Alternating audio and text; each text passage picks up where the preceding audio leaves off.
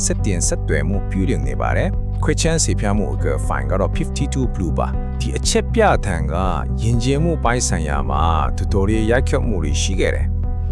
ဆိုတော့အခုဒီဇလန်ကိုကျွန်တော်တို့ပြန်ပြီးတော့ခွဲချမ်းစိတ်ပြကြည့်ကြပါမယ်ဒီလူတွေကြားမှာအရန်ကိုပေါက်သွားတဲ့တန်တရားကြီးက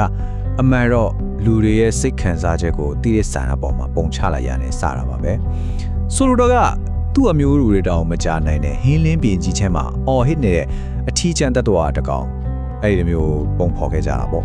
အဲ့ဒီဒန်တာတွေတစ်ခုလုံးရဲ့အခြေခံကတကယ်တော့ data point တစ်ခုတွေပါပဲဟုတ်ပြီအဲ့ဒီအချက်ပြတော့ကိုအခုပဲစာပြီးစစ်စစ်ကြည့်ကြအောင်အပိုင်း1တခုတည်းသောအချက်ပြတန်း ဒီအချက်ပြတန်းကိုပထမဆုံးမတန်းတင်ကြတာက Woodsole Oceanographic Institution ပါ Pacific သမုဒ္ဒရာထဲမှာနှစ်တိုင်း August လကနေ December လအထိပုံမှန်ပေါ်ထွက်နေကြဒါပေမဲ့ထူးခြားနေတဲ့အတန်းတစ်ခုပေါ့အခုအပိုင်းနဲ့ကိုကြည့်အောင်အတန်းတစ်ခုရဲ့ခန္ဓာပေတာဒီအချက်ပြတန်းကိုခွဲချမ်းစစ်ဖြတ်ကြည့်ပါမယ်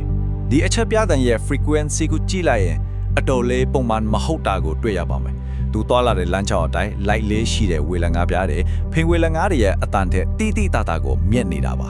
ဒီမှာကတော့တွေ့ရမူရင်းအချက်လက်ပေါ့နော်မတန်းနေရဆိုရင်ဒီအတန်ဟာဝေလင်းငါးပြားတို့ဖင်ဝေလင်းငါးတို့ရဲ့ order တွေထက်ပိုတိုးတယ်ပိုပြီးခဏခဏ order ပြီးတော့ frequency လည်းပိုမြင့်တယ်အပိုင်း3ကဘာလုံးဆိုင်ရာပတ်တင်တန်းဒီတစ်ပြန်ချက်လက်ကိုပဲလူရင်ကျေးမှုကနေတဆင့်ပြန်ဖြည့်ပြီးဖွင့်ဆိုလိုက်တဲ့အခါမှာစိတ်ခံစားမှုပိုင်းရောအမှုပညာပိုင်းမှာပါတုံ့ပြန်မှုတွေအများကြီးဖြစ်လာခဲ့ပါတယ်ဆိုတော့ဒီအချက်ပြတန်ကယဉ်ကျေးမှုတစ်ခုရဲ့အမှတ်သားလို့ဖြစ်လာတယ်မီဒီယာတွေအစိုးငွေတွေသင်ပြန့်နှံ့သွားပြီးအထီးကျန်ခြင်းရဲ့အဆင့်ပဲတစ်ခုဖြစ်လာခဲ့တာပေါ့ဒါကဘာကိုပြလဲဆိုတော့မတိသေးတဲ့အရာတွေပေါ်မှာလူတွေကကိုယ်စိတ်ခံစားချက်ကိုပုံဖော်ခြင်းတဲ့အတိတ်ပဲဖွင့်ခြင်းတဲ့စန္ဒနဲ့နဲ့ရှိုင်ရှိုင်ရှိနေတယ်ဆိုတာပါပဲအခုအပိုင်းလေးသမုဒ္ဒရာရဲ့စူညံတန်းကျွန်တော်တို့ထင်တယ်လို့သမုဒ္ဒရာကြီးကတိတ်ဆိတ်ပြီးဘာမှမရှိတဲ့နေရာတစ်ခုဆိုတဲ့အမြင်ကမှားပါတယ်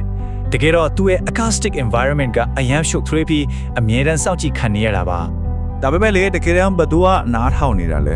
ဒီအချက်ပြထန်ရဲ့နောက်ွယ်ကအခြေအနေကိုနားလည်ဖို့ဆိုရင်သူ့ပတ်ဝန်းကျင်မှာရှိရင်စောင့်ကြည့်ရေးစနစ်တွေအဲ့ဒီ infrastructure ကိုပါနားလည်ဖို့လိုလာပါပြီဒီအချက်ပြထန်ကိုပထမဆုံးမိတဲ့ hydrophone တွေက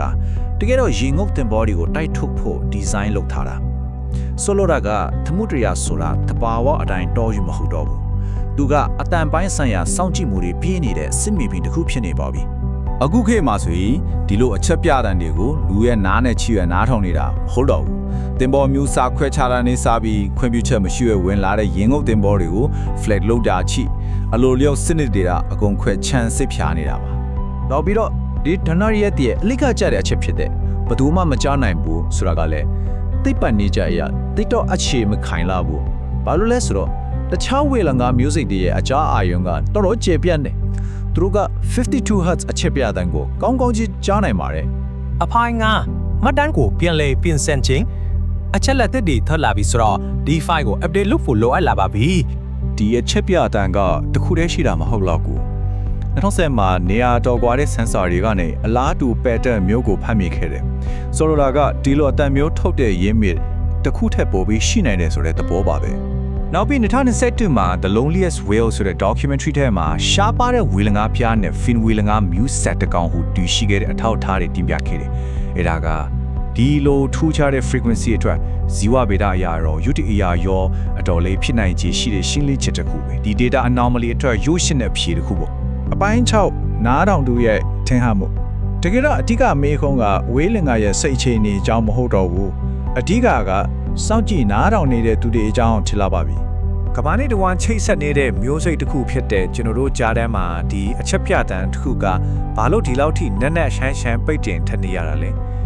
အချက်လက်တွေအရတော့ဒီဝေလာငါကအထီးကျန်နေတာမဟုတ်တော့ဘူးသူ့အတန်ကိုမကြားရတာမဟုတ်သလိုသူတကောင်တည်းထူးခြားနေတာမျိုးလဲမဟုတ်နိုင်ဘူးအဲ့တော့ဒီဒန်တာတွေက